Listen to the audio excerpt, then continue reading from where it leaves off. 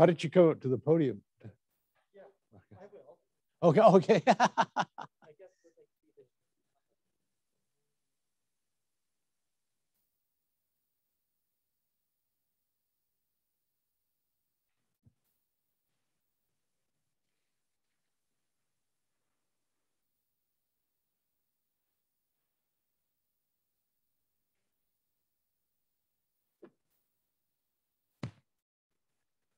I really don't like speaking through those things. Okay. Yeah. So we're going to start in just a minute. I still see a number of participants joining us via the online connection through Zoom. So we're privileged today to host the third of 4 talks by Professor Brantly Womack, which he is delivering to help us celebrate his retirement, which took place in May. And especially this week, students were asking me in class, where are the classes on China this year? And we are missing already Professor Womack a great deal at the university. And I personally am starting to miss him already. So it's great that we get to have him join us for these talks on 4 successive Thursdays. So my name is Len Schappa, and I have been a colleague of Brantly's in the politics department for 30 years. While he covered China and Vietnam, currently 1.5 billion people, my writing and teaching has focused on Japan, 120 million and falling.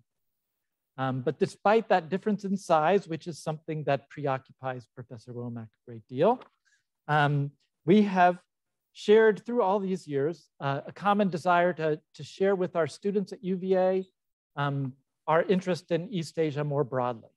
And I had the privilege of succeeding Brantly when he served as East Asia director in the mid-90s. And I took over the job in the late 90s. So it's like a baton touch has been going on throughout our shared careers here at UVA.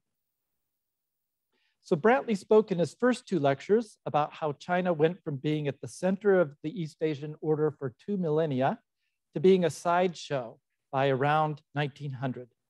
The region went through incredible ups and downs in the next 100 years, but China was not even central to the story of what transpired, not even in this region which it had dominated for so long. So that catches you up with where we were after 2 lectures. Today, he will talk about China's return to prominence in its region.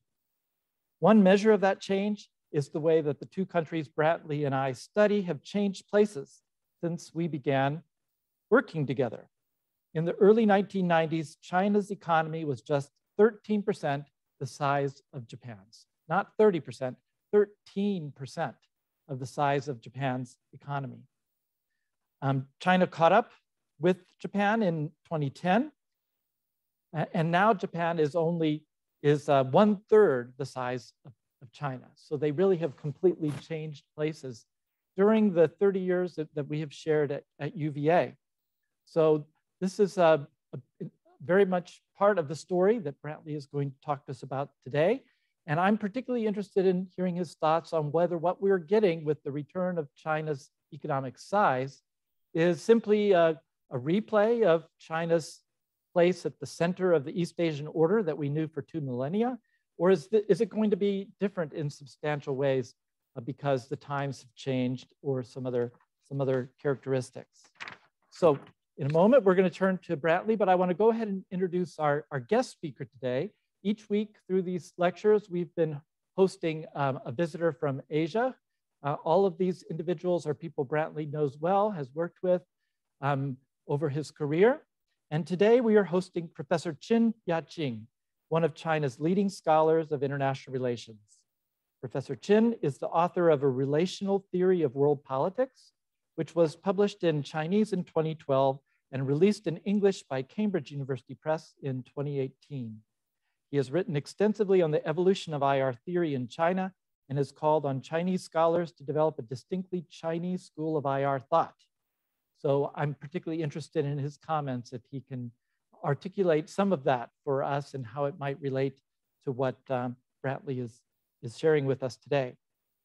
Professor Qin recently completed a term as president of China Foreign Affairs University after many years of working there. And he recently moved to Shandong University, and he joins us today on China National Day. So we really appreciate coming in on a vacation day to join this, this talk and share his thoughts after Brantly finishes his remarks. So with no further delay, let me turn it over to Brantly.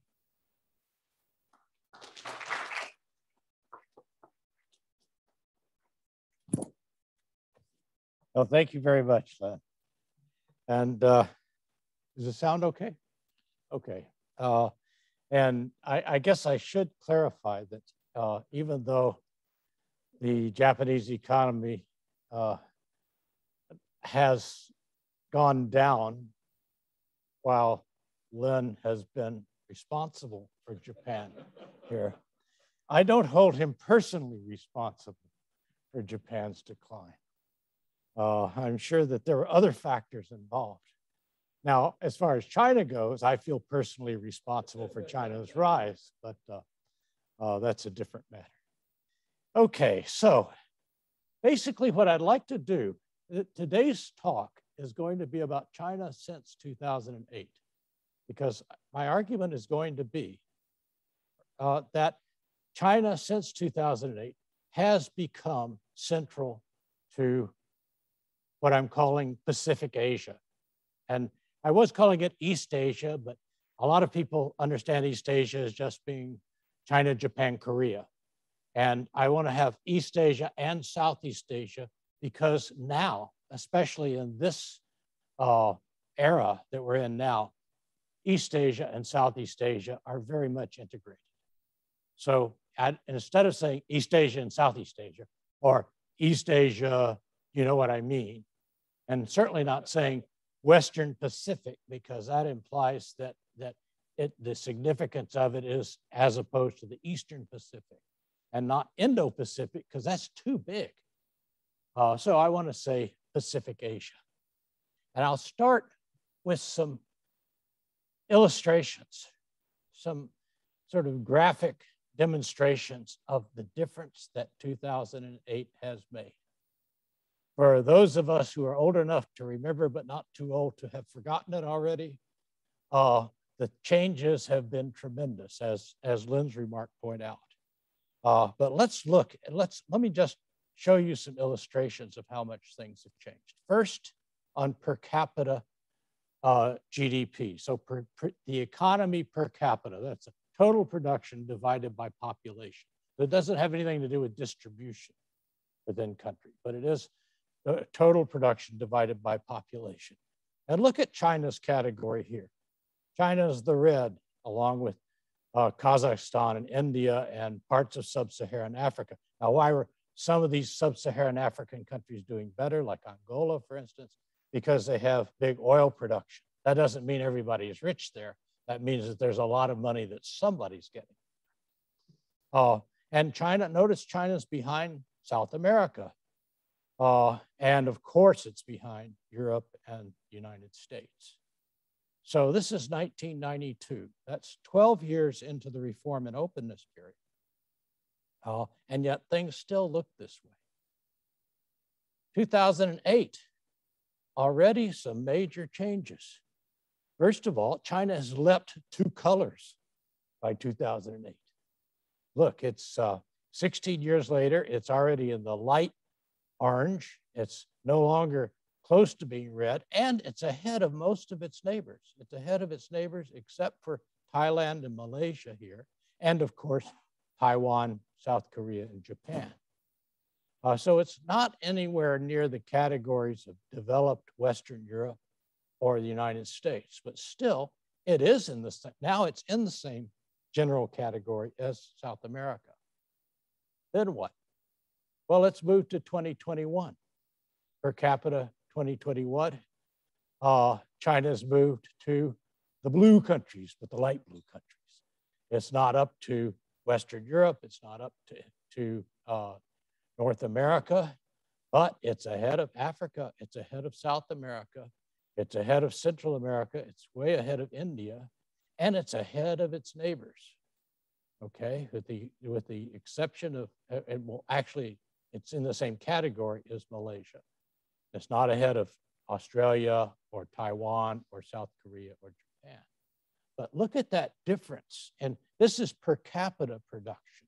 That's a harder target for China, given its huge population. If we're talking aggregate production, then as Lynn said, it would have surpassed Japan in 2010. It would now be 3 times the size of Japan. Okay, so per capita is a real accomplishment on China's part because it has such a large population. Now let's look at rates of growth, because that's another area where China has been very impressive. But if you go back to 2007, the year before the global financial crisis, sure, China's in the deep green, you know, it's really doing well, but so is everybody else. You know, there's hardly any countries, just a few countries in Africa whose economies declined in 2007.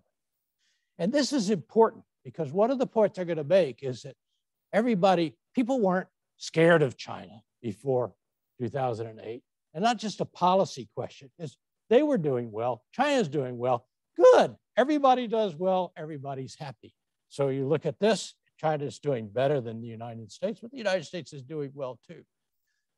I'm not going to show you 2008 itself because the crisis occurred in the middle of 2008. But let's look at 2009, the first full year after the crisis. 2009, China's still growing. Russia's in decline. There's severe deficit growth. So is Mexico, so is Argentina, so is Venezuela. United States has declined somewhat. Brazil has declined somewhat. Africa is still developing. India is in the same category as China, but India has high inflation at this time. So it's not really, this measure doesn't capture the whole question of the resilience of the economies there. But China is doing better than its neighbors, but its immediate neighbors are doing better than the developed countries, Europe, United States, and doing better than Russia and some of the other economies. What's happening now in terms of growth rates? Well, in 2020, China is still green. It's light green now. You know, it's not dark green, not growing 10% anymore. But look at everybody else. Russia, Mongolia, India, Thailand, Malaysia, Indonesia, all of the neighboring countries, well, even South Korea and Japan. Taiwan is an exception. It's doing actually a little bit better than China in 2020. But generally speaking, as far as if we're looking at the major economies of the world, China is the success story last year. So this is why China grabs attention, okay? This sets the picture for what we're going to be talking about. Because it is this situation of China doing better, growing, and growing in a region that is the focus of all 4 lectures, really the reason for all 4 lectures, and especially the focus today.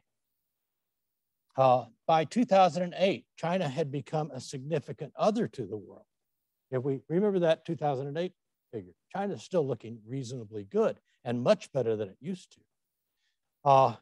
To the global economy, it had become the main cheap labor cog. So the main place you went to get something done by a lot of laborers for cheap. It made labor intensive but fairly simple products to be branded and marketed and sold to developed countries. A pattern of the flying geese that Japan was the first to start, and the rest of Southeast Asia and other countries had joined in, and Taiwan and South Korea. So it still had that familiar pattern. And it was also the final assembly point for electronics such as iPhones. But this was in foreign-owned factories from imported components. So there's very little China product in an iPhone in those original times. Now it's better. To its neighbors, China's size and rapid development was impressive, and its cooperative support for the Association for Southeast Asian Nations in 1996 2007 during the Asian financial crisis was reassuring. And the special economic zone of Shenzhen was a living symbol of China's transformation. Shenzhen became a city only in 1979, and its economy grew at an annual average of 23% from 1979 to 2015. So it grew to 172 times its original size. In 2019, its production surpassed Hong Kong next door. So that's the type of very localized, very focused transformation that people saw going on in China. But until the global financial crisis of 2008, there appeared to be a solid, strong, and powerful global center, the United States. And the United States was committed to global leadership. So Pacific Asia, including China, China is the latecomer, were globally integrated in 2008, but not regionally centered. So the big change is not that China suddenly appeared like a poof of smoke, but that China moved from being the latest comer to a global economy and a regional economy that was globalized to being much more important to that regional economy over time after 2008. 2008 did not mark an instant transition to a different regional situation, despite the shock of global financial crisis. However, 2008, China's continued rapid growth and low inflation contrasted sharply with its neighbors and with the rest of the world. Moreover, Chinese trade and investment provided needed help to its neighbors. So China has continued to thrive, though at lower growth rates. And in 2016, the election of Donald Trump added a dimension of political uncertainty to the American leadership of the global order, a shock that was modified but has not yet been reversed by President Biden's election. Then in 2020, the COVID virus added a new global challenge. And although China was the origin of the pandemic, it was impressive in containing its spread.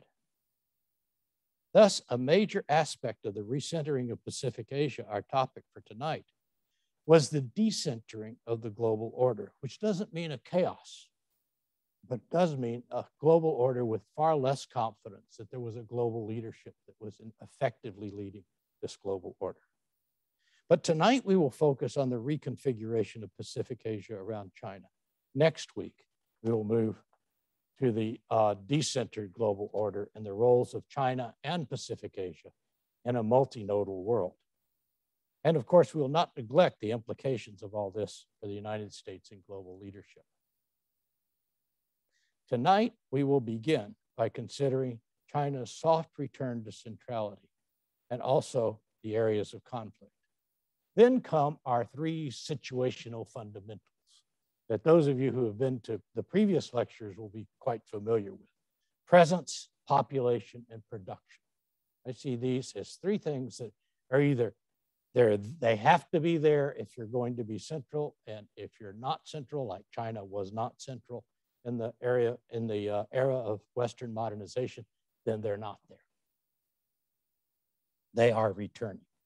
And we will talk about that and then move on to regional relationships and to China's thick connectivity to Pacific Asia. Finally, we'll consider the problems of managing asymmetric perceptions in a recentered Pacific Asia. So let's get started with this Chinese soft return to centrality. By soft return, I mean, first of all, to contrast it to the arrival of the West in East Asia or in Pacific Asia. That was much more dramatic. Now, that was the Opium War. That was the more prolonged conquest of Indonesia by the Dutch. That was the French moving into what became French Indochina, the British into Burma, the British into Malaya. Now, those were much more dramatic events, even though even those events took time.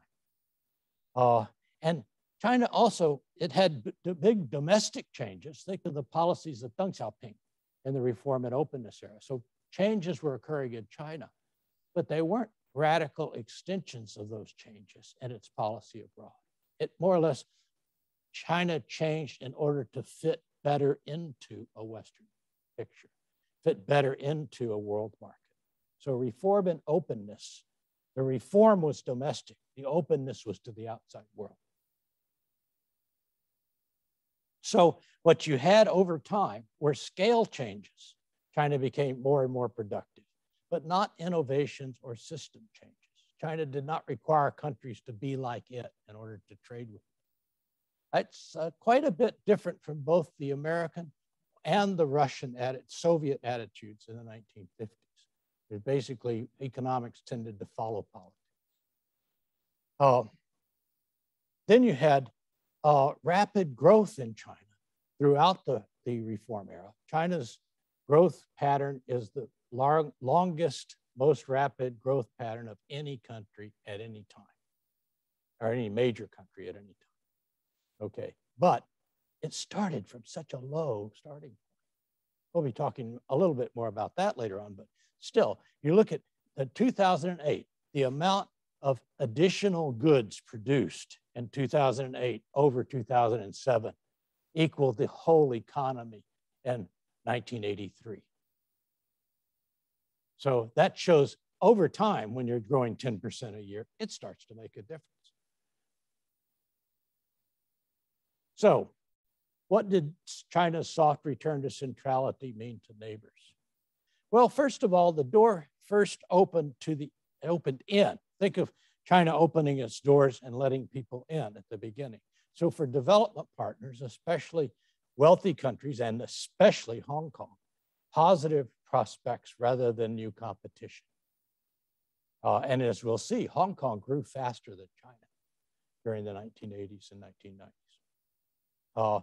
So for the rest of for the United States, for Europe, this earlier period was a period of new venues for investment, new venues for co-production.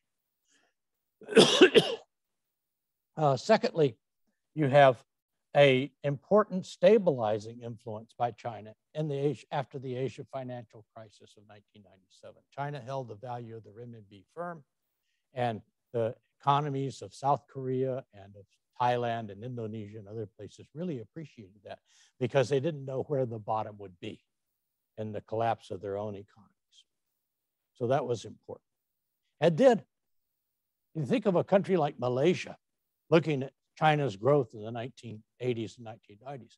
Well, it's seeing the growth of a very large country that could compete with Malaysia. Okay, but so they were concerned about China as a competitor, but China was very cooperative with Southeast Asia. And, and of course, it didn't pose the same type of competitive threat at that time to Japan or South Korea. So it became created the China-ASEAN Free Trade Area, and it did various things to protect the vulnerabilities of the economies that it was dealing with. And then when the door swung out, when China started going out rather than simply allowing others to come in, most notably with the Belt and Road Initiative in 2013, it brought new prospects for Chinese investment. So that's the soft return. Of course, I'm giving the sort of the positive side of the soft return. If we look at politics, it's also basically positive.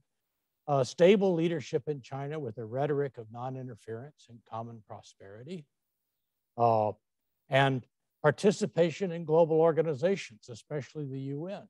And to countries other than the United States, participation in the UN is a very significant plus. United States, we tend to ignore the UN. Other countries, the UN and its operations are considerably more significant. Cooperation with regional organizations, ASEAN, the Shanghai Cooperation Organization with Central Asia and Russia, the Regional Comprehensive Economic Partnership, RCEP, which is not yet in operation, but a recent addition to regional economic cooperation. And perhaps the Trans-Pacific Partnership, as it's been redefined. China's applied to join, as has Taiwan, and that remains to be seen what will happen with, with China's application. Okay, another thing China did in politics was it avoided general confrontation with the US. It tried a little bit of that. If you remember the NATO involvement in Yugoslavia, China was pretty adamant that it was a violation of the UN principles to have a group of countries outside UN auspices to engage in warfare outside their own boundaries. And so you had lots of criticism in China of that. Then you had the Belgrade bombing, the mistaken bombing of the Chinese embassy in Belgrade by the United States.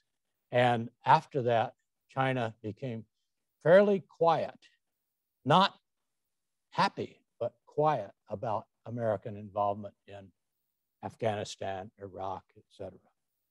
So it avoided general confrontation with the US. And then it became more assertive with Xi Jinping. But basically, the claim content didn't change. It was just that Xi Jinping was louder about the claims that he made. We don't have any different claims in South China Sea, for instance, than the previous claim. So what are the problems of this? Well, how was this not seen as simply soft and beneficial? First of all, the personality politics of Xi Jinping was something that may or may not have its domestic justification, but as foreign policy or as a public image abroad, certainly was alienating. Secondly, the tightening of central controls on individuals and civil society in China was something that other countries did not find attractive. So those are two things that would create a dissonance in China's relationships. Then you had the treatment of Tibet and Xinjiang and the Uyghurs in Xinjiang, issues that have since 2008, that was the Tibetan uprising, to the present internment camps for Uyghurs in Xinjiang. These are things that also create a sense that China is different and unpleasant to other countries. Then you have the really serious issues of Hong Kong and Taiwan. Hong Kong is part of the People's Republic of China. Taiwan is not independent as Taiwan. It is Taiwan as part of its government is the Republic of China. And I won't go into the details of these problems because these are things that should be familiar to everyone. But the problems of how to cope with Greater China, how to cope with Taiwan, Hong Kong. I could add Macau, but Macau seems to win in its gambling. And so it's not as much of a problem. These, I think, are part of China's greatest challenge, domestic and domestic external, of tolerance and respect for differences. Since our talk today is about China and Pacific Asia, I'm not going to concentrate or delve deeper into those types of problems. Okay, so what about the diplomatic interactions in this stepping on toes with larger feet era? Well, first of all, the style of diplomatic wolfiness. Wolfiness is a word that Microsoft Word rejects, but I think is a good word for the kind of in-your-face and assertive diplomacy that for some reason has gotten not only foreign attention, but it seems to be some at least implicit approval in China. And the old folks among us who can recall China's better diplomacy, who can recall Zhou Enlai and other stalwarts of Chinese professional diplomacy and very adroit diplomacy, particularly are upset about this new style of cheeky, in-your-face diplomacy that is characterizing some of China's diplomats. And then a kind of pompous posturing is another thing that's not very good in China's diplomacy. Convenient deafness. And China talks about its indisputable sovereign rights in the South China Sea. Indisputable? obviously they're in dispute. So how can they be called indisputable? And what do you do about those indisputable rights? There's a kind of deafness. China seems to be hearing only its own voice and a good bit of its diplomacy. Something I have to say, characterizing large country diplomacy. Large countries tend to do this a lot more than at least clever small countries. And then the last thing is from dazzle to reality with Belt and Road Initiative and other types of enterprises, joint enterprises that China has focused on. That people really had grand imaginations of what could be accomplished in Belt and Road Initiative projects and adopted big plans. And China enjoyed that sense of camaraderie with these countries is going to help them build this and that. And yet those plans often were impractical and have been scaled back or created debt and done various other things, not a part of China's original intention. But when things moved from dazzle to reality, it deflated that aspect of China's appeal. And then you have the sovereignty disputes, island and historic waters claims with the South China Sea, Senkaku, Diaoyutai island dispute with Japan and border with India. So these are only part of a larger picture of the problems raised by China's new central point of central attention in Pacific Asia. And beyond neighbors, you have China moving from deal taker to deal maker with foreign investment, which is a very important. When China was getting foreign investment in the 1980s and 1990s, basically it would take what it could get.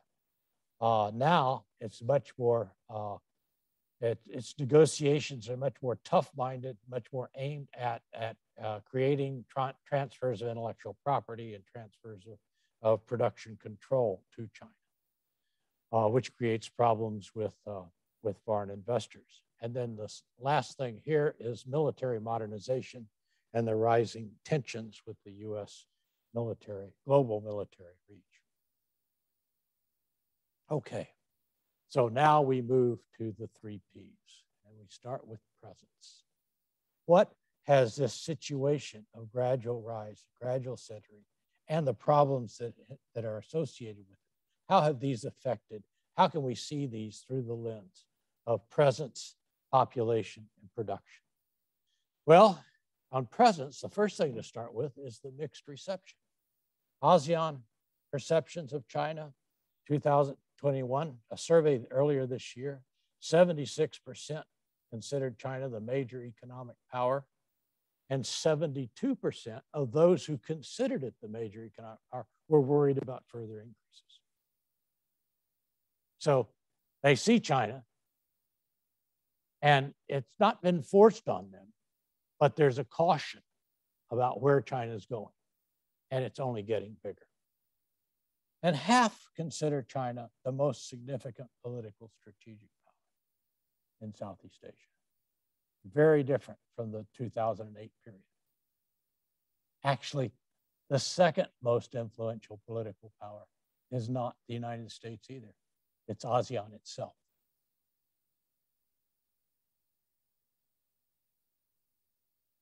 So what else? Well, 2 big changes occurred. The change in relative mass of China and its neighbors, as was mentioned by Lynn on China and Japan. I'll concentrate on China and Southeast Asia, in part because I know that region better, and in part because with 550 million people, despite the fact that it has such a large number of people and it's growing, it tends to be ignored outside of Pacific Asia.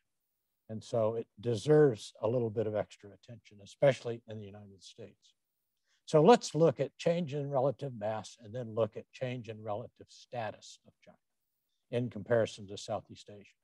In terms of relative mass, China's economy equaled the economy of all 10 countries of Southeast Asia in 1992. Then by 2006, it was double. the Southeast Asian 10 economies. By the present time, it is 3 times the size of all 10 economies together. And just for comparison, the US GDP as a percentage of Latin America is 271% in 2018. So China is in about the same mass proportional relationship with all of Southeast Asia that the US is in economic relationship to Latin America. What about attitudes? And this is important. What is China's status as a developing country? Because when you're looking at China from Europe or looking at China from the United States, it's getting closer, it's getting bigger, but you're still looking down because you're a developed country looking at developing country. Well, if you're in Southeast Asia, in that early period, China had a lower per capita GDP than the poorest countries, than the Laos and Myanmar countries of Southeast Asia. Then gradually it pulled out of that low per capita GDP. And by 2018, it is passing the medium countries. It's passing the Malaysia, Philippines, Indonesia, Thailand. You know, so they're not looking at China the way Americans or Germans might look at China as a country coming up this way. They're looking at China this and going further. And that makes a big difference. And of course, China is closer. So what are the difference in presence between the current era and previous?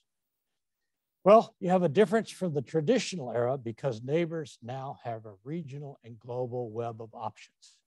Remember, one reason for China's presence in the traditional era was that there weren't any real other options. If you got to the fringes of China's area, so southern Southeast Asia, for instance, you had Indian influence and then Arab influence, okay? But you didn't really have an alternative in the middle the way China was.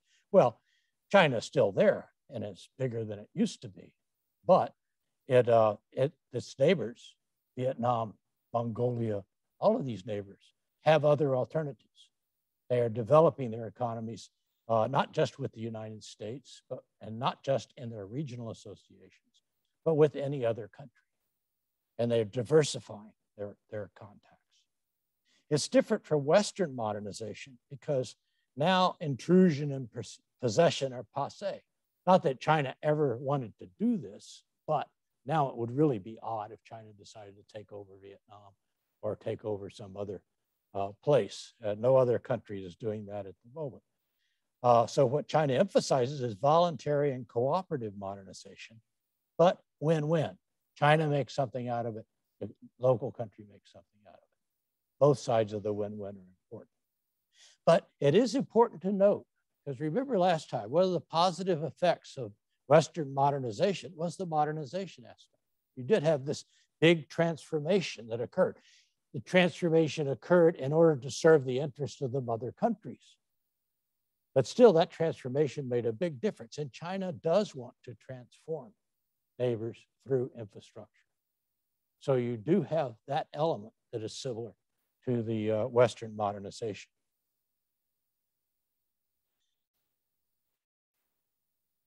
Then a new dimension of China's presence are global presences which are not centric. For instance, China, especially in Africa, is an alternative option for distant developing countries. You look at Rwanda's relationship to China, they're very happy that China's there, whether they use China or not, because China gives them an option other than Europe, other than the United States for further development. Then China as the biggest emerging market. So for those who are investing in emerging markets, China is a global presence. And then lastly, and we'll be talking about this more next week, China as global rival to the United States.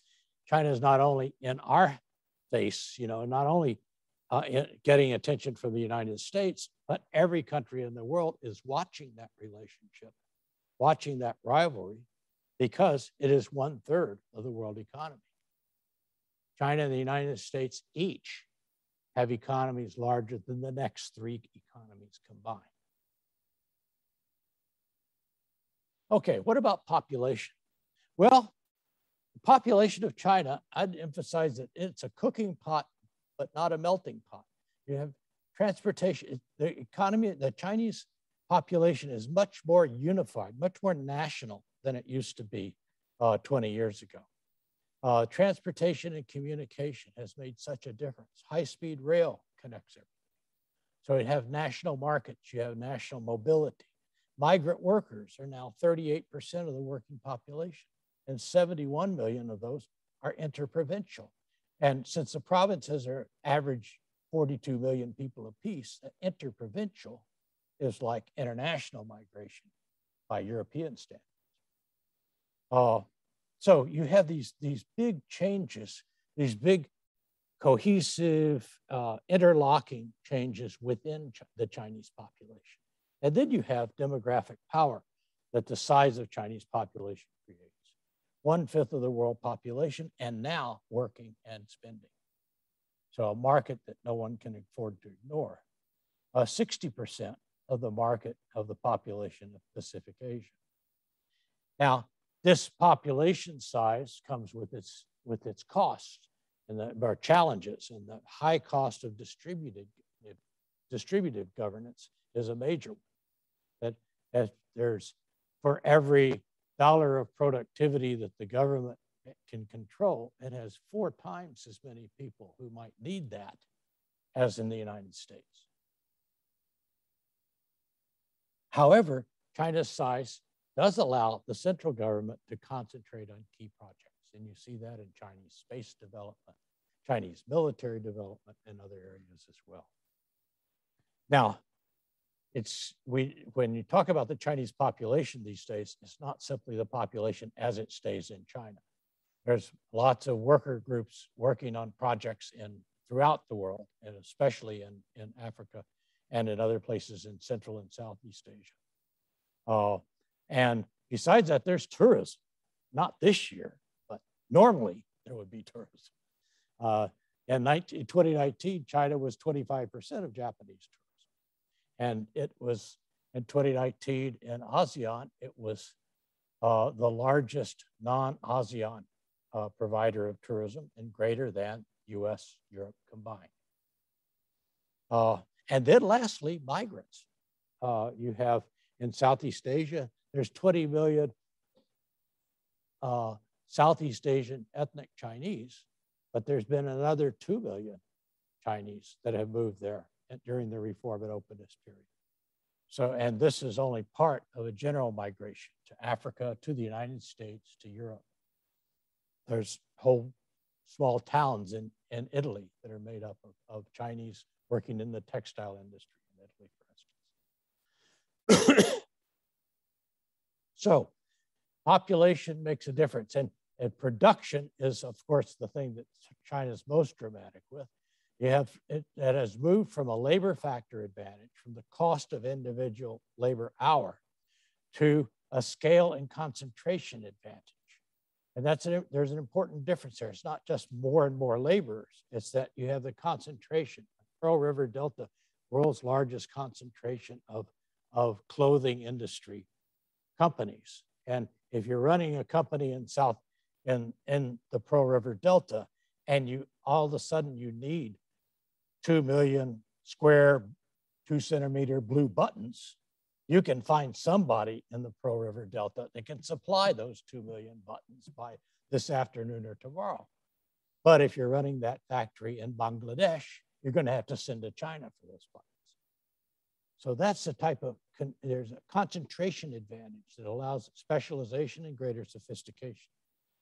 Then you have a movement in production from outcompeting developing countries to outperforming developed countries because of upscale production and because it is opening up new areas of investment and infrastructure competition. The last thing under production I'd concentrate on is global value chains. 60% of world's production of world trade now is partial goods. That is intermediate goods that are finally assembled and finally sent to a destination. China is very big in this, and both using parts coming from other countries and supplying parts to those countries. And the interesting balance of China supplies 19% of the content for Japan's exports and uses 19% of Japanese components in its own exports. Example of that type of close interdependence of the economies.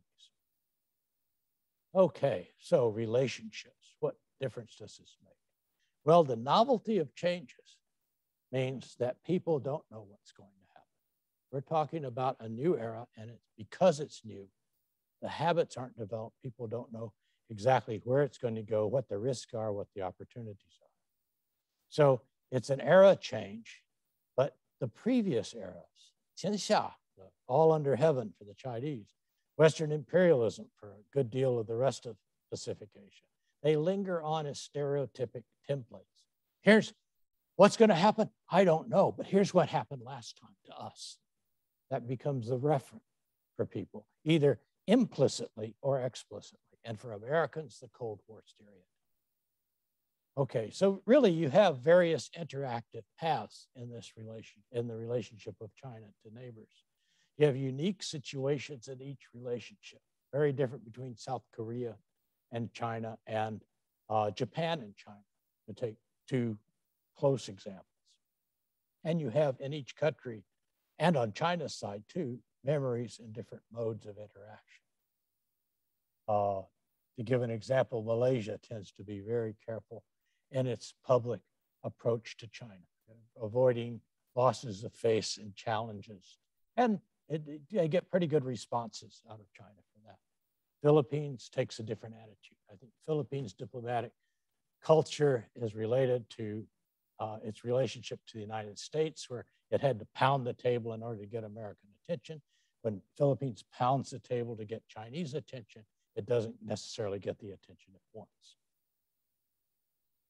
Okay, and the last thing here is structural change and points of turbulence. Like climate change, political economic reconfiguration leads to hotspots. And let me give you the example of Hong Kong. In 1980, Hong Kong became the bank next to China and the front desk of the Shenzhen factory. Hong Kong's economy grew faster than China's until 2000. I mentioned that already. Then it hollowed out. You had stagnation and income inequality. Hong Kong's economy did not regain its 1998 peak until 2017. So 19 years, it was a saddle economy. But Hong Kong's density of millionaires grew twice as fast as American from 2005 to 2020, even though inequality was also increasing in the United States. Hong Kong's Gini coefficient now is 53.9, basically the same ballpark as Brazil and Botswana, and number 8 in world inequality. The next most unequal developed country is Singapore, number 27. And China is number 74. So 2020 was a good year in general for rich people in the world, but of the 20 wealthiest countries, and Hong Kong ranked number 3 in this wealthy country thing with a per capita average of $500,000 per person. It was the only negative, and of the 20, it was the global worst case. It had 40,000 people lost their millionaire status in 2020 versus 2019. Now think about this. So one could feel only a little bit of sorrow for millionaires. But what's happening in Hong Kong during the 20s and the 2010s is that the price of real estate is going up. So if you owned real estate, then your value was going up. High finance was doing well because mainlanders were putting their money into Hong Kong. So if you're in high finance, you were doing well. But if you were a normal young person trying to make a career in Hong Kong, you really had problems because your rent was going up. And mainland Chinese were coming in greater and greater numbers. So that was a real problem. So Hong Kong is probably the most extreme example of that type of exchange. So thick connectivity. Overall foreign policy, Chinese foreign policy aimed at stabilizing inputs, availability, access, and pricing. Now this was a kind of caution that's analogous to the thin connectivity of traditional China, but now interdependence, dealing with sovereign equals and future-oriented. Those are big differences. And it aimed at partnerships, not alliances, but partnerships. But partnerships are thicker than merely contracts. Then you had China's thick connectivity and regionally centered global activities. Infrastructure tended to be China-centered but open-ended, and regional multilateral partnerships. So, political interaction and thick connectivity. As Barry Buzan points out, peaceful development can be either cold or warm. Cold if China maximizes its own interest in the relationship, warm if it develops a mutual interest in the relationship. China's indifference to partners' domestic politics was appreciated. The respect to domestic politics was appreciated. The strategic deals with tactical governments, with governments that change, that often end up with projects being stranded. And win-win is not charity. Then as China's economy, it was relaxed under Deng Xiaoping, it's recommanded now, and probably there'll be less emphasis on foreign investment. So what are the asymmetric projection, perceptions of this recentering? From above, China's view out, Xi Jinping is the embodiment of wise, dynamic, gracious leadership, community of common destiny, win-win, Asia for Asians. From below, looks quite different. Even Asia for Asians.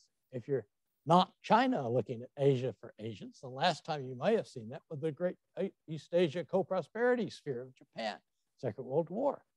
In any case, if Asia for Asians means cutting out all your links elsewhere, you feel kind of lonely. So skepticism about the fellow feeling, worry about a new global power in the neighborhood, worry about the gap, growing gap between your economy and your region's economy and China's, and fear that China might set up fences. China might try to enclose. China might run some version of a Monroe Doctrine. And South China Sea is a synecdoche, basically a material symbol of neighbors' concerns because of conflicting sovereignty claims. China has to claim autonomy and cannot acknowledge the autonomy of Southeast Asians, and Southeast Asians can't show deference. But let me skip this because I'm running over time and skip to the conclusion. The last things I'd like to point out are tribute system ritual was flipped in the current era. One among many sovereign equals, but is it a pseudo-equality in the current era? Maximum mutual contact instead of people's occasional visits to Beijing. Official travel and naval port visits. Multilateral and international coordination. Very different from the thin connectivity before. State-owned enterprises playing a role of structuring and thickening the connectivity, and then oriented toward the future by building infrastructure. The hard edges of thick connectivity don't challenge China's core interest. China has a temptation to use leverage. It cut its importing of Philippine bananas when it was mad at the Philippines. It cut rare earth exports when it was mad at Japan. Then you have what I call the chicken monkey syndrome. China doesn't want to have a fight with the United States, but it wants to show that it's irritated. So instead of, you kill the chicken to scare the monkey. You deal harshly with the secondary country in order to show the primary country that you're serious. It doesn't really quite apply to the most recent exchange of hostages, but it is, there's other instances of that. And then China's win of the win-win, securing access to inputs and connectivity and prioritizing China's win. So back to the general challenge posed by China's recentering. For China, the challenge is how to reassure neighbors that their autonomy and interests are respected. For neighbors, it's how to counter China without being confrontational. And for each country, this is different. And the special case of Japan, which is closest to the Western model, seems to have most to lose in the current era, but we'll talk more about them next time. So thank you very much.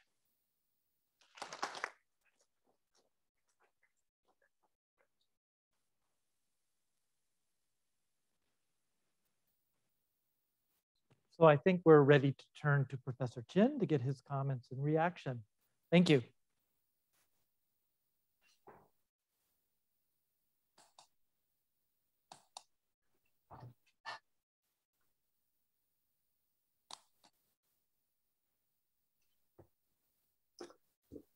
Thank you very much, Professor Scopa, for your kind introductory words about me, and also thank you, Brantly, for inviting me to this excellent lecture. And also, I have read carefully the notes and of the previous lectures that I have known Brantly for a long time. When I was a student, one of my textbooks on East Asia, on China, was co-authored by Brantly. And when I was at China Foreign Affairs University, almost every year for a long time, we came together, perhaps for a glass of wine.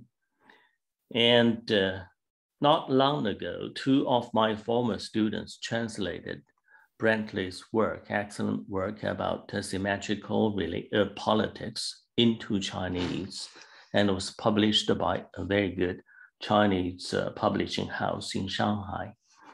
I'm honored to make some comments on today's lecture.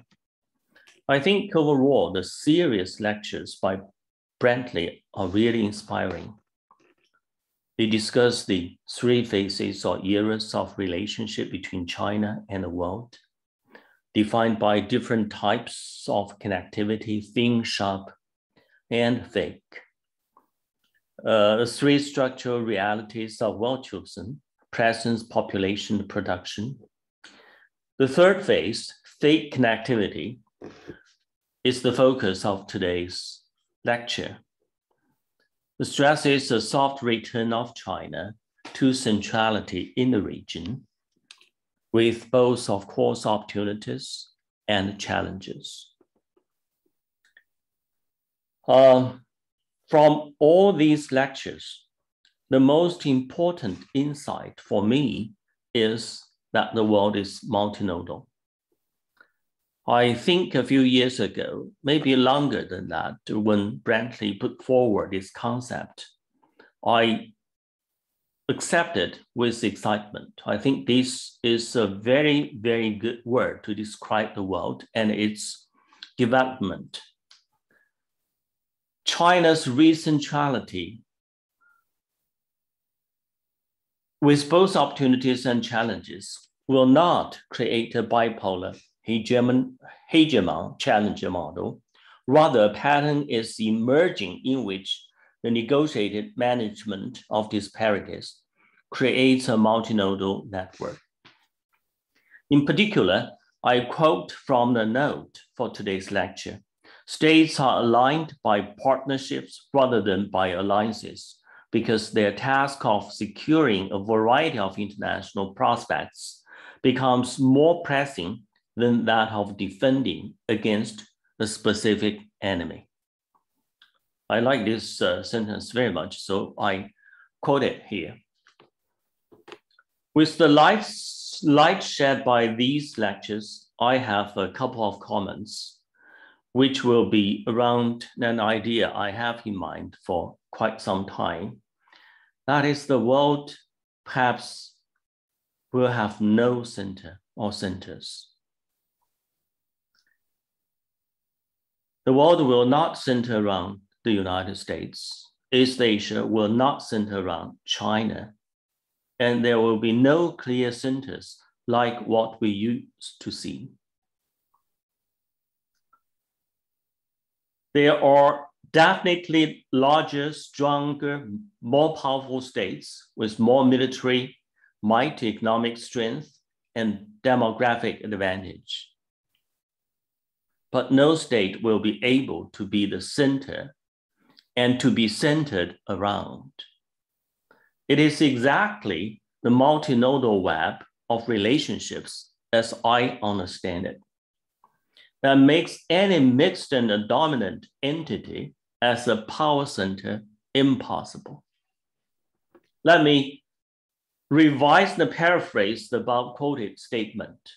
Say, states are aligned by partnerships rather than by alliances because their task of securing a variety of international prospects becomes more pressing than that of centering around a specific power.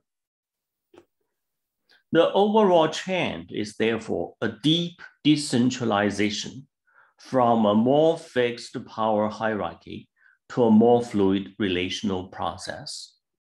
That's one of the main ideas in my book. The world will be more like the city of Los Angeles, spreading with all relationships connecting different parts of the city and partners, than that of New York, with the Fifth Avenue and the Rockefeller Center as the hallmarks and the center of the city. It can be termed, using Brantly's word, web option effect. Let me make several points to describe this multinodal and deeply decentered world as I understand it. First, multinodality as the world order. Hegemony is passé. Multinodal web of asymmetric relationships is a distinct feature of the world order and of the world itself. Reflects the decline of hegemony and an ongoing process of deep decentralization. The 20th century is said to be the American century, meaning that the world order is an American-led hegemonic or liberal order. By the relative decline of American hegemony, I mean the United States is still the single most powerful state in the world, no doubt about it. But hegemony as a world order is no longer there. The United States is no longer able to provide the necessary public goods alone, and the world seems not to support a hegemonic order as the world order, whether it is benign or malign. The COVID-19 is a clear indicator. I think the concept of multinodality agrees with this development.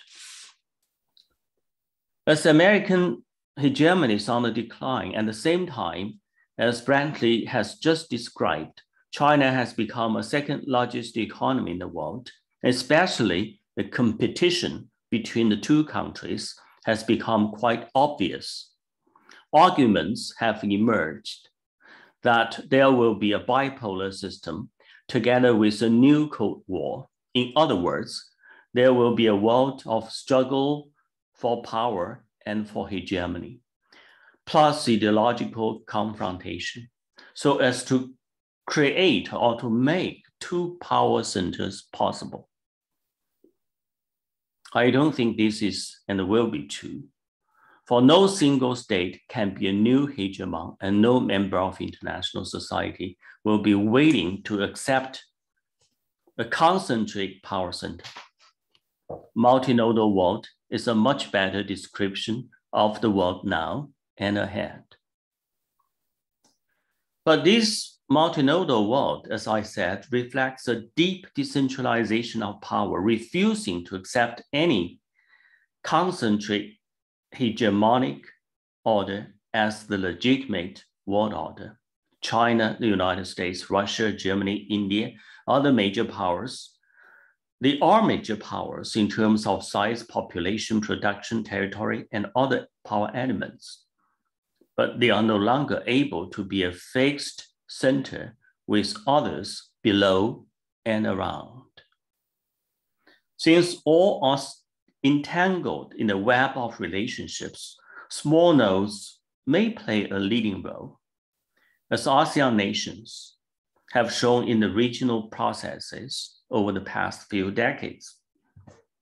The connectivity in the multinodal world is thick, but it is not unidimensional.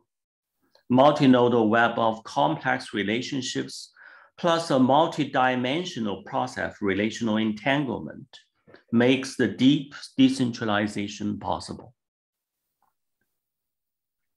The multiple nodes are life agents, active of and in the relational web. The world cannot go back to the old rigid power center structure, and it cannot go back to any form of hegemony. It is going to have more active nodes, but without a fixed center or centers. The second point I want to make is from this perspective, how we consider global governance. My main argument is global governance is flattening. The hegemonic order makes a vertical governance model possible. It is the American institutional imperium. Pillared by American material and ideational power, institutions are established at the global level to govern the whole world. The League of Nations and United Nations are both examples of this vertical governance model. Both, to some extent, have been designed by American political elite. Rules and norms and the ways of behavior are more or less made by the system-level institutions. Sustained by American material power, imbued with liberal ideas, and spreading all the way down to actors in the international system. It is also a governance model in which the hegemonic power does not encourage multilateral governance at other levels, such as the regional or minilateral. In addition, the multinodal web of relationships becomes the outstanding feature of the world as the hegemonic order is declining. Governance in the multinodal system flattens, and actors at all levels are more active agents. Multiple actors, including states, non-states, multi-levels, including regions and individuals, and multi-areas, such as climate change and public health, and many. All these enrich the multinodal network defined by various kinds of relationships, by various fluid centers on the web. Thus, the multinodal world is almost always porous, each penetrating and cutting into others, actors, areas, and levels alike. But first of all, the traditional power centers become porous. There's no clear center that is accipital, and any nodal actor is in the superposition of being centripetal and centrifugal, of being a leader and a follower. For example, ASEAN reflects very much a model of governance without hegemon and without a center. It centers around no single major power. To some extent, the European Union is similar, though in a different way. The last point I want to make is China and East Asia. China has grown fast. All the pictures on PPT by Brantly have shown that. And as Brantly has said, its presence is clear within and without East Asian region. Its connectivity is thick, both within and without the region too. Then we may ask a question, does the region recenter around China? Or regional centrality around China? My answer is negative. Brantly has discussed in more detail the challenges China faces, the various relationships it has to deal with, and the perceptions and misperceptions brought about by asymmetric relationships, and maybe by something else. domestic and international, in the region and outside the region. These challenges are real and serious indeed. Despite the rapid growth and obvious increased material capabilities on the side of China, China wants to go into regional and global processes, but we may predict China's hope to enter CPTPP will meet with a lot of difficulties. Moreover, as I have argued, no fixed power centers dominate on the relational web.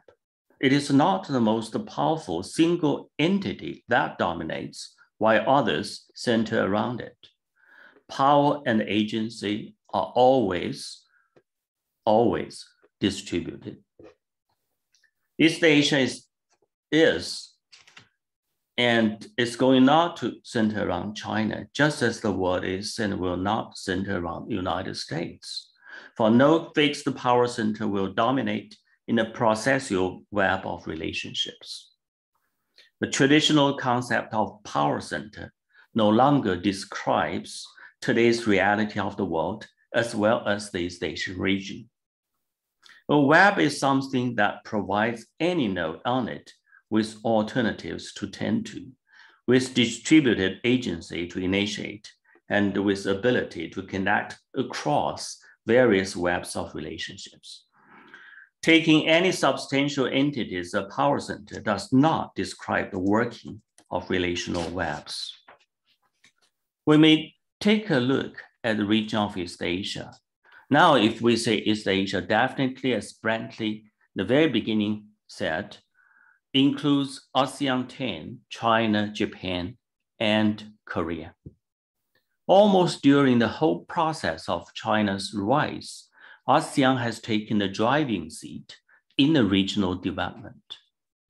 To some extent, in the regional web, ASEAN's centrality is maintained and accepted by almost all countries concerned. China, Japan, South Korea accepted the central role of ASEAN, though any of them singly is perhaps more powerful than ASEAN nations or ASEAN as a whole. Later, when other major powers, including Australia, New Zealand, the United States, India, and Russia joined the East Asian regional process, they also made it clear that they recognized and support ASEAN's centrality. In reality, ASEAN has played most of the time a crucial role in regional cooperation, but not through its material power, but through its open, inclusive, and process-oriented regionalism, rather than through its power in the traditional sense. However, ASEAN itself is more process than entity. As a participant in the regional practice of cooperation, I have been with them for more than 10 years. ASEAN nations like to call their activities processes. In some way, ASEAN reflects more the quality of a, let me use a fashionable term, wave-particle duality, rather than the traditional entity as a power center.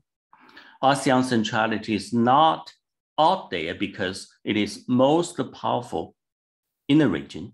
Rather, as a process, it has been always engaged in negotiating, adjusting, coordinating, and making concessions within the region and without.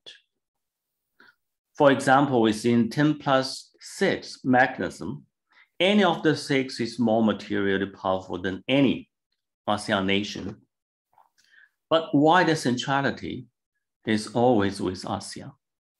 It is a fluid, dynamic, and processual centrality rather than the most powerful entity in the region. Thus, when we see the world as a web of relations, we may need to reconsider the concept of power and rethink about the concept of power center. We may need to reflect a situation where power centers are constantly moving in the dynamic process of the global multinodal web of relationships. Thank you very much. Those are my comments.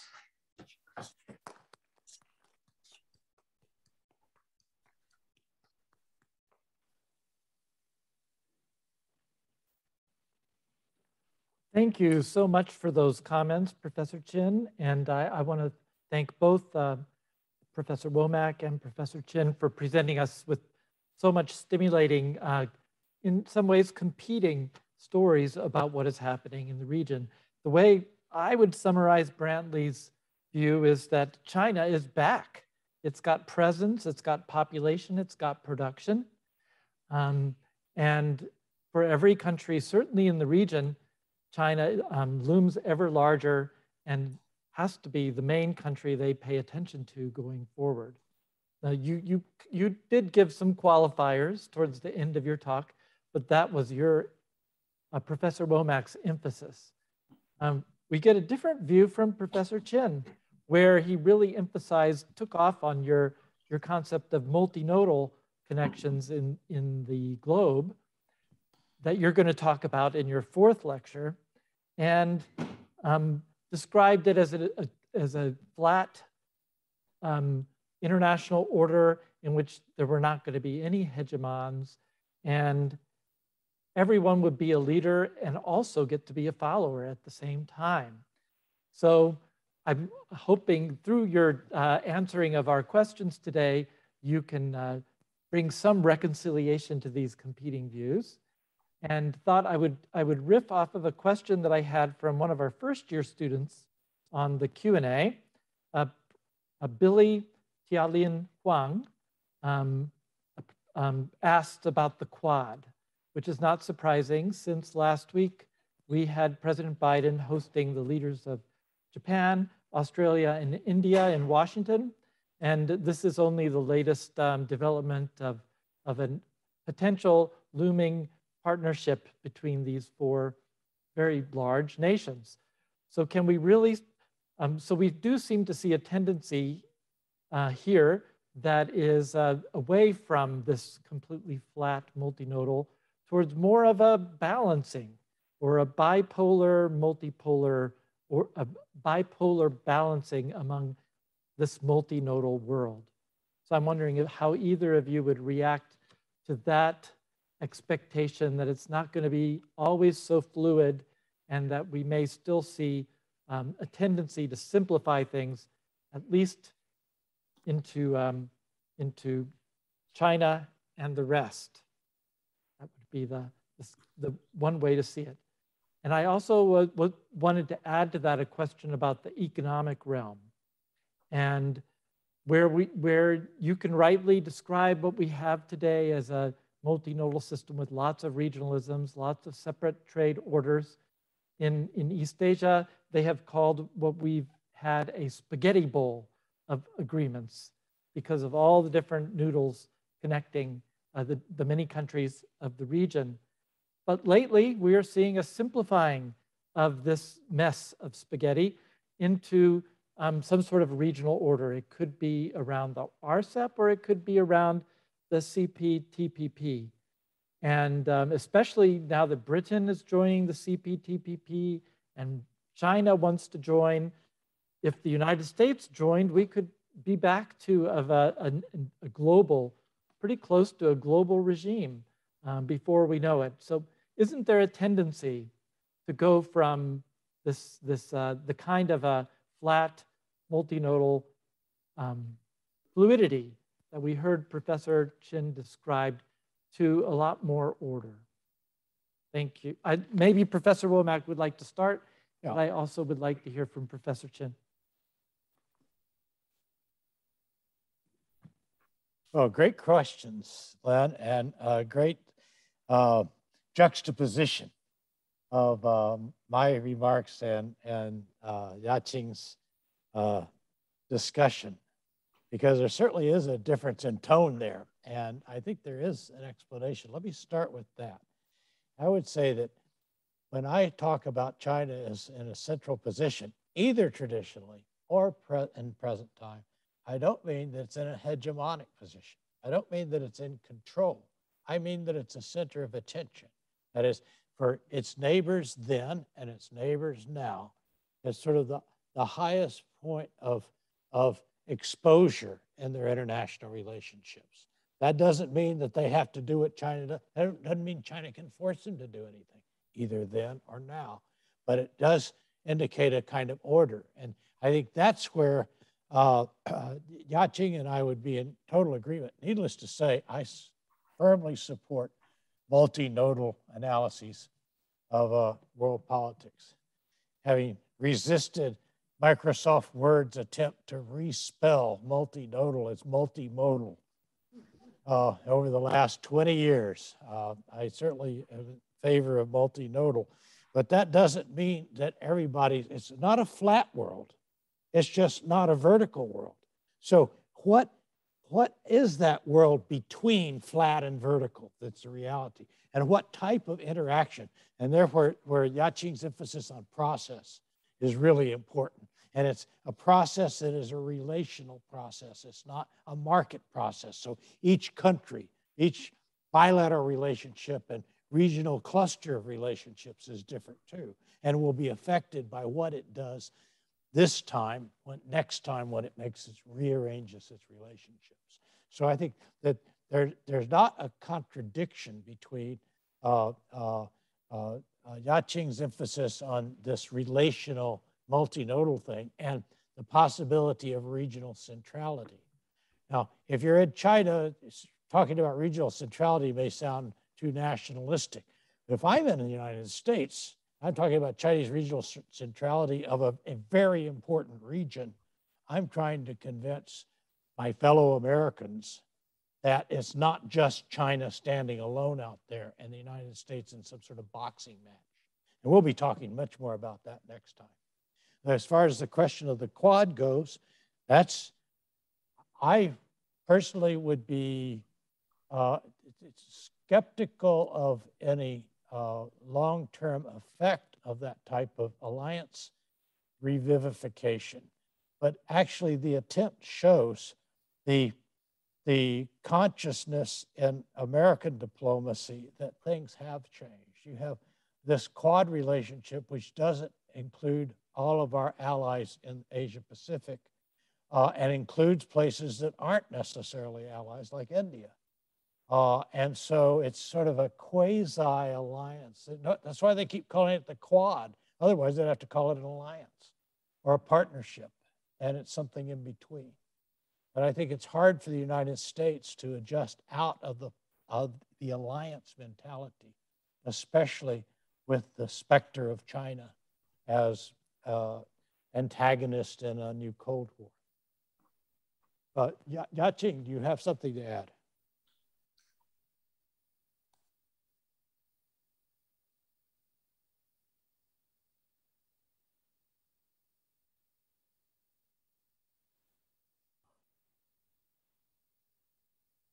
You're on mute. Mute.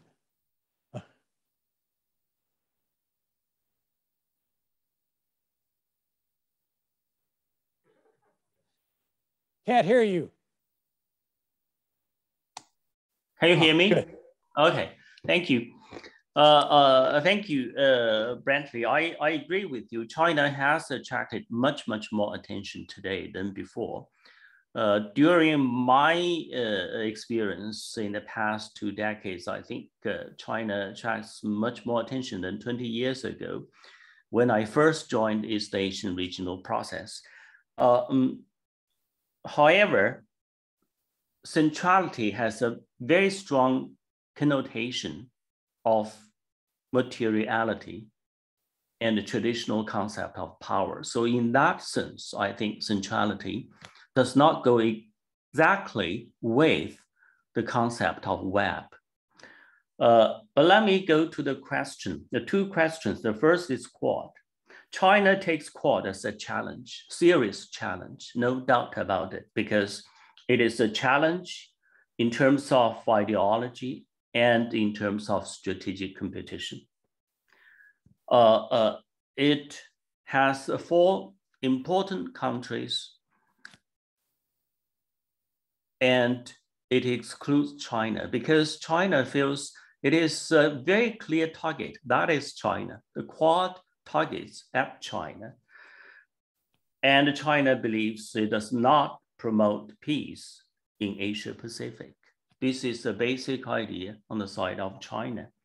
I think if I recall, Professor Wang Dengwu is here. I really admire him very much. But if you recall the process of East Asian regional cooperation, the key thing is inclusiveness. So if you exclude somebody, you draw a clear line between us and them, or maybe a single him. This is really dangerous. I don't support this kind of idea. This is alliance mentality. This is an enemy-making mentality. So we have to think about how to make peace, how to negotiate, how to make the process toward a more peaceful, more stable orientation, rather than to make conflict and confrontation more serious. And the second thing is about the spaghetti bowl. We have so many different mechanisms, RCEP, CPTPP, and many other regimes at regional levels. Many years ago, when I was present at a conference with ASEAN countries, Western scholars, China, Japan, and Korea, and many. One of the professors raised a question that is, ASEAN is a spaghetti bowl. Spaghetti bowl seems to be messy, but sometimes it does work. People have all these entangled, the different kind of relationships. Maybe they can work out something. For example, ASEAN has for so many years, they have no major conflict among members. They have tried to maintain the regional stability. They have tried to persuade all the major powers to contribute positively to the regional cooperative process. This is real interesting. We need to study this. Maybe this is a spaghetti bowl, but I repeat, sometimes spaghetti bowl works. Thank you. Let me see if there's some questions in the audience before we have to wrap up. Okay, here in the front.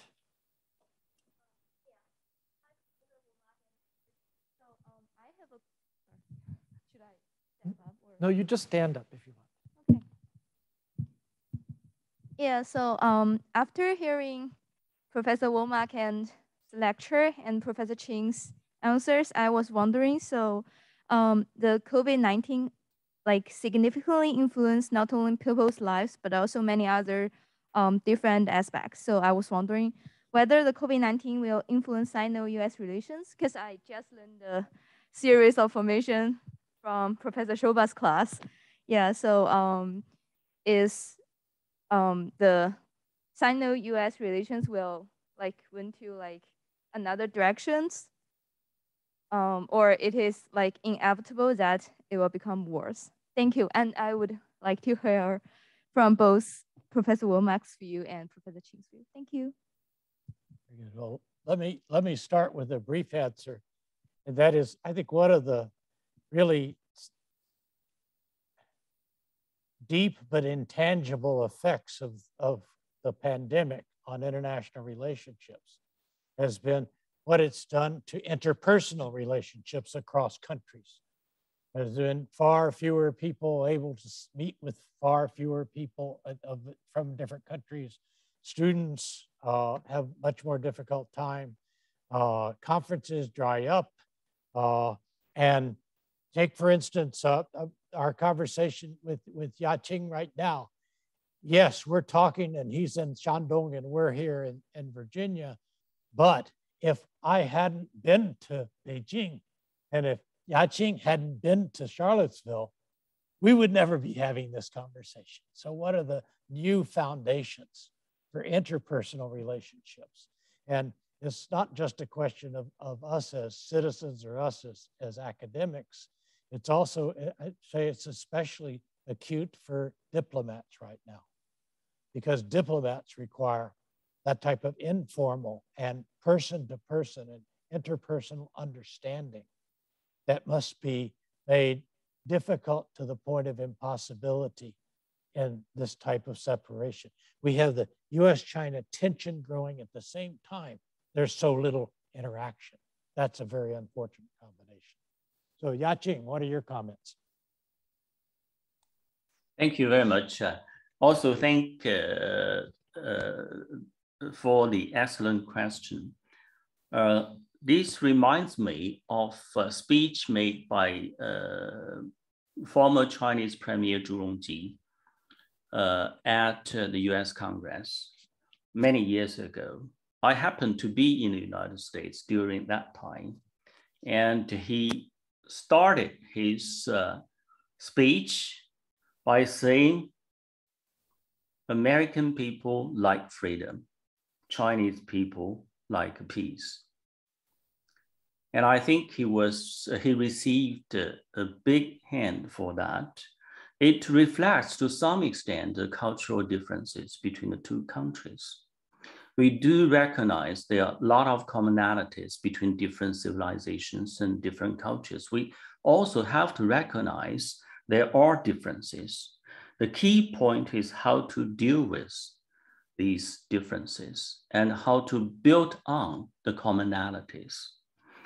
When I first saw Brantly today on the screen, I was a little bit surprised because I saw him wear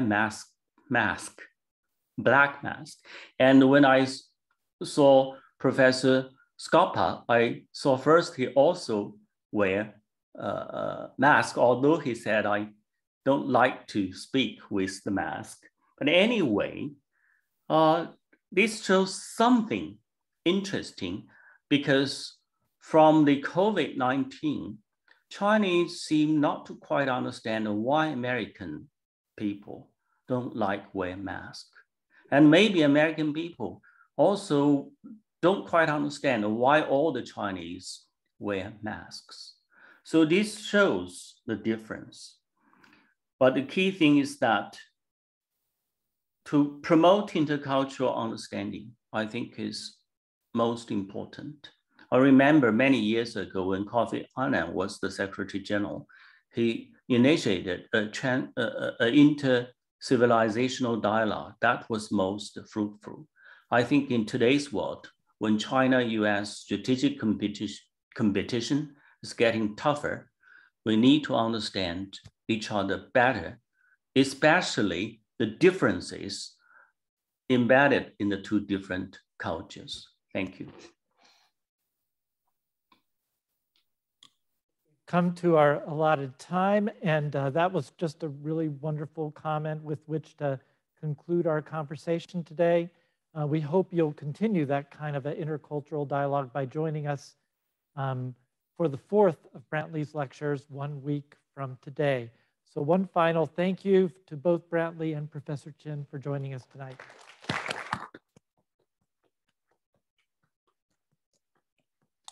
Thank you. Thank you.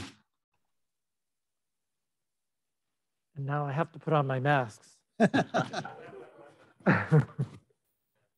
Yours is white.